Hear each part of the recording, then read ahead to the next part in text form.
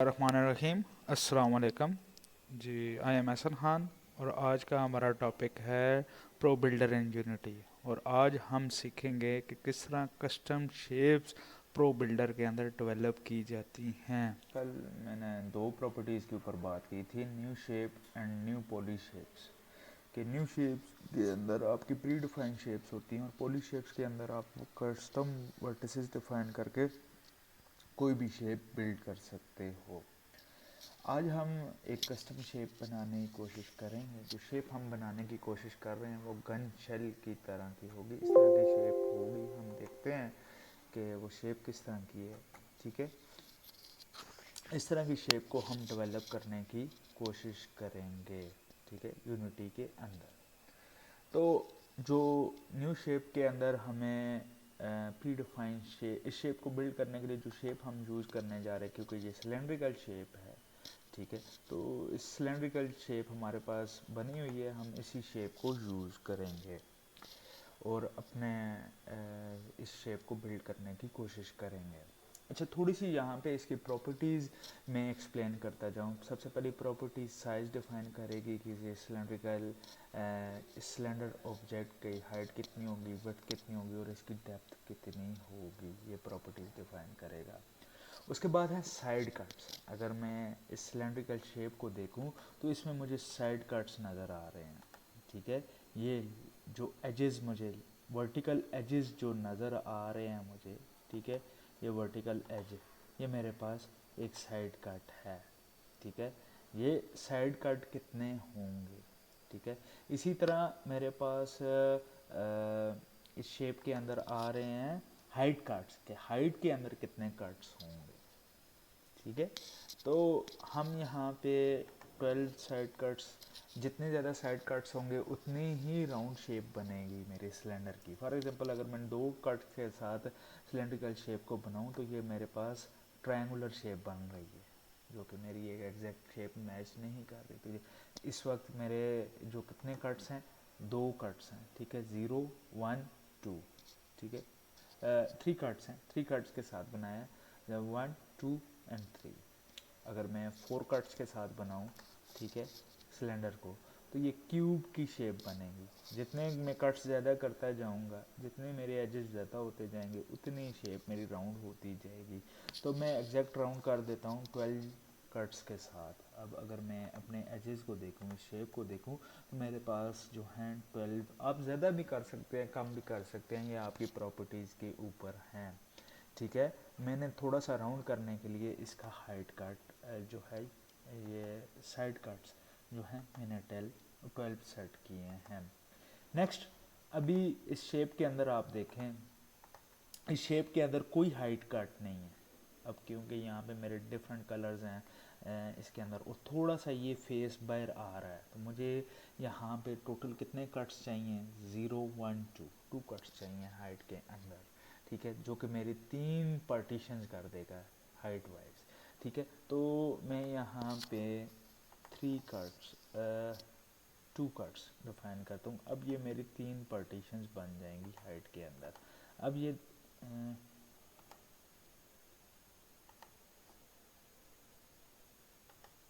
मेरे ख्याल से मुझे न्यू शेप बनानी पड़ेगी, न्यू शेप बना लेते हैं। ठीक है, न्यू शेप मैंने डिफाइन की। ठीक है, हाइट कट 2 के साथ। और अब यहाँ पे हाइट कट्स मेरे देखें ये आ गए हैं पिछली शेप के अंदर, ये मेरे हाइट कट्स कोई भी नहीं थे, तो हाइट कट्स मेरे आ गए। थोड़ा सा मैं इसको व्यू को फ्रंट व्यू ले आता हूँ। ठीक है, अच्छा, अब मैं ऑब्जेक्ट के ऊपर थोड़ी सी प्रॉपर्टीज़ अप्लाई करता हूँ। For example move property apply कर देता हूँ, तो ऑब्जेक्ट सिलेक्शन टूल को यहाँ से सिलेक्ट कर लूँगा। अगर किसी पॉइंट के ऊपर मैं जो है प्रॉपर्टी अप्लाई करना चाह रहा हूँ, तो यहाँ से वर्टेक्स टूल को सिलेक्ट करूँगा। ठीक है, वर्टेक्स सिलेक्शन टूल को सिलेक्ट करूँगा और इस पॉइंट के ऊपर प्रॉपर्टी, फॉर एग्जांपल इस पॉइंट को मैं बाहर लेके आना चाहता हूँ, तो इस पॉइंट के ऊपर मैंने प्रॉपर्टी अप्लाई कर दी, या अंदर लेके जाना चाहता हूँ। और ये प्रो बिल्डर का एडवांटेज भी है कि आप प्रो बिल्डर के थ्रू किसी भी फेस को इंसेट या एक्सट्रूड कर सकते हैं, एक्सट्रूड मीन्स बाहर निकाल सकते हैं, इंसर्ट मीन अंदर लेके जा सकते हैं, जिससे आपकी कस्टम शेप्स इजीली बनाई जा सकती हैं। जिस तरह कि मैंने इस फेस को बाहर निकालना है, थोड़ा सा ये इस फेस को थोड़ा सा हम बाहर निकालने की कोशिश करेंगे ताकि हमारी अपीयरेंस जो है इस तरह की आए। तो इसी शेप को डेवलप करते हैं। लेकिन आप ये देखो कि ये वाला डिस्टेंस थोड़ा सा ज़्यादा है, ये वाला डिस्टेंस, जबकि यहाँ पे मेरा डिस्टेंस इसका थोड़ा सा कम है। तो मुझे ये वाला कट जो है थोड़ा सा नीचे मूव करना है, तो ये वाली एज लाइन मुझे थोड़ी सी मूव करनी है।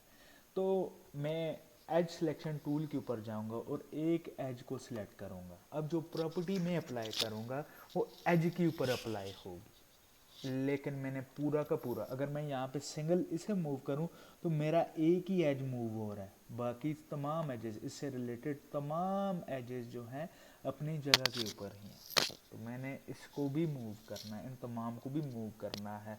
तो मैं इससे रिलेटेड तमाम एजेस को सिलेक्ट करने के लिए प्रो बिल्डर की प्रॉपर्टीज़ के अंदर जाऊंगा और यहाँ पे होगा select as loop. As loop क्या करेगा, ये इसके राइट साइड के ऊपर और लेफ्ट साइड के ऊपर इससे रिलेटेड तमाम एजेस को सिलेक्ट कर लेगा, इससे रिलेटेड तमाम एजेस को सिलेक्ट कर लेगा, इसको भी, ठीक है।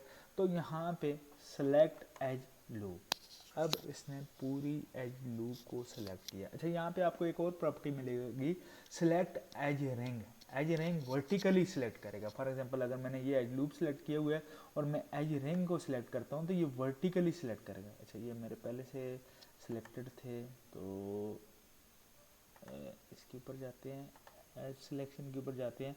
अगर मैं हॉरिजेंटली इस एक एज को सिलेक्ट करता हूँ तो एज रिंग अगर मैं सिलेक्ट करूँगा तो इससे ऊपर वाले तमाम सिलेक्ट हो जाएंगे, ये वाला, ये वाला, ये इससे ऊपर वाला और इससे ऊपर वाला भी सिलेक्ट हो जाएगा। लेकिन मैंने इस लूप को नीचे लेके जाना है तो मैं यहाँ पे एज लूप नहीं करूँगा, ठीक है। मैं यहाँ पे एज रिंग नहीं करूँगा, एज लूप को सिलेक्ट करूँगा और अगेन मूव टूल को यूज़ करके थोड़ी सी एज लूप को नीचे ले जाऊँगा। जितना मुझे फेस बाहर निकालना है या जितना एरिया मैंने छोड़ना है, ठीक है। अब ये फेस, ये वाला फेस, अगर मैं फेस सिलेक्शन टूल के ऊपर जाऊँ, ये वाला फेस मेरा बड़ा हो गया, ये वाला फेस मेरा छोटा हो गया, लेकिन मेरी जो शेप है उसके अंदर जो बॉटम वाला फेस है वो छोटा है, उससे बड़ा दूसरा, उससे ऊपर वाला थोड़ा सा बड़ा है और उससे ऊपर वाला और बड़ा फेस है। तो मुझे इस अगेन एज लूप को नीचे लेके आना है या इस एज लाइन को नीचे लेके आना है, इस फेस को थोड़ा सा छोटा कर देते हैं। तो अगेन एज सिलेक्शन टूल के ऊपर गए, एज को सिलेक्ट किया आपने और एज लूप, पूरी लूप को सिलेक्ट कर लिया। अगेन मूव टूल से यूज़ किया और जितना आप रखना, अब ये मेरा टॉप वाला फेस जो है बड़ा हो गया है।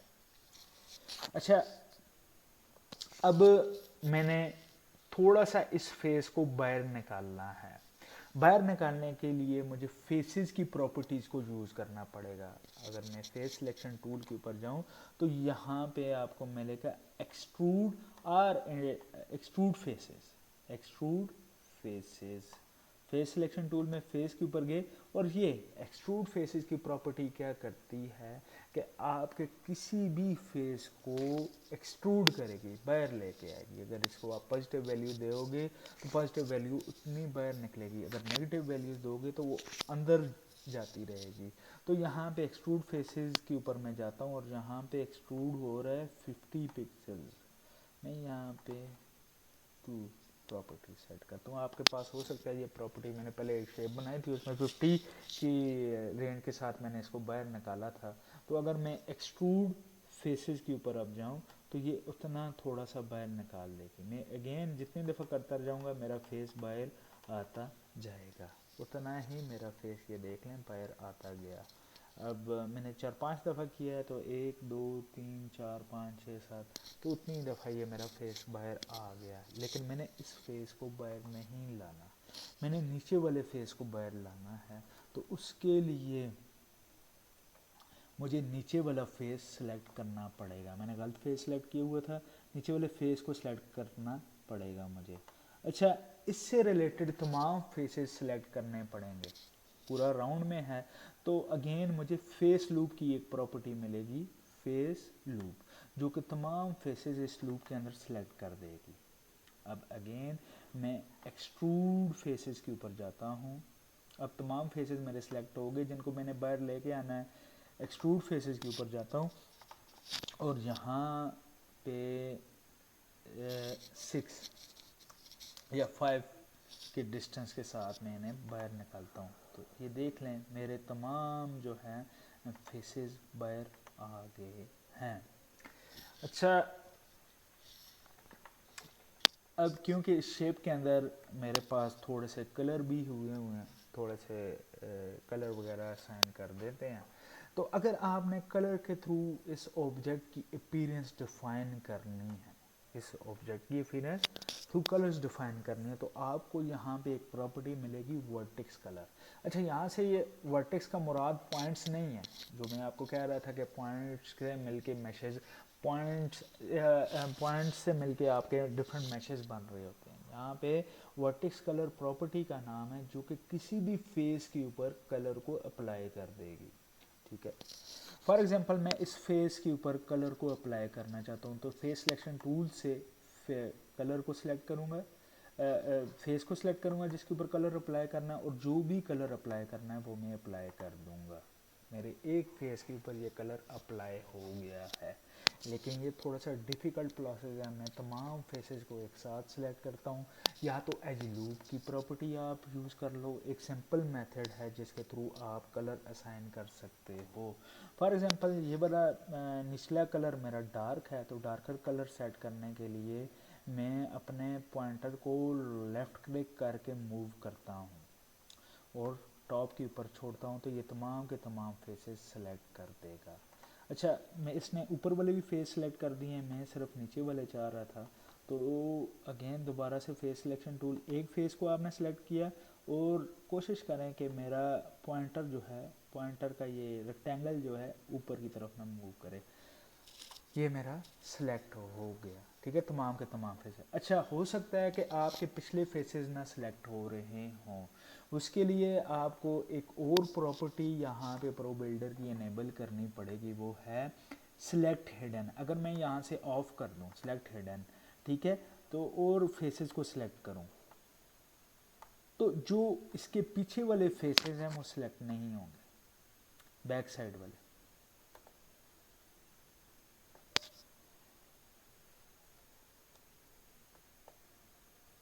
तो देख लिया आपने, पीछे वाले फेसेस इसके, ये वाला फेस सेलेक्ट नहीं हुआ, ये वाला फेस सेलेक्ट नहीं हुआ।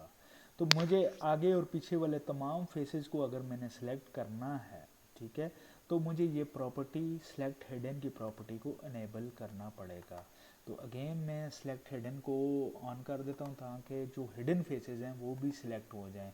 इस तरह सेलेक्ट करने से एक फेस को मैंने सेलेक्ट किया और अपना लेफ़्ट क्लिक प्रेस करके अपने पॉइंटर को मूव किया उन पॉइंट्स के ऊपर या उन फेसेस के ऊपर जिन्हें मैं सिलेक्ट करना चाहता हूँ। ये मेरे तमाम के तमाम सिलेक्ट हो गए और यहाँ से कोई भी कलर मैं अप्लाई कर सकता हूँ, अप्लाई बटन सेट करके।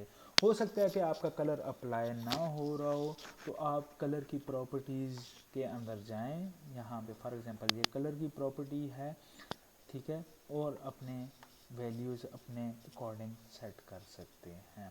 अच्छा, यहाँ पे मैंने बैकग्राउंड कलर तो सेट कर दिया, एग्जैक्ट कलर की शेप का है। बाय डिफ़ॉल्ट ये पैलेट बना हुआ होता है जिसको अंदर कुछ कलर्स आपके डिफाइन है। अगर आप इसको मॉडिफाई करना चाहते हैं तो मॉडिफाई भी कर सकते हैं। मेरा टॉप कलर कुछ ऑरेंज टाइप का है, तो अगेन मुझे टॉप वाले फेसेस सिलेक्ट करने पड़ेंगे।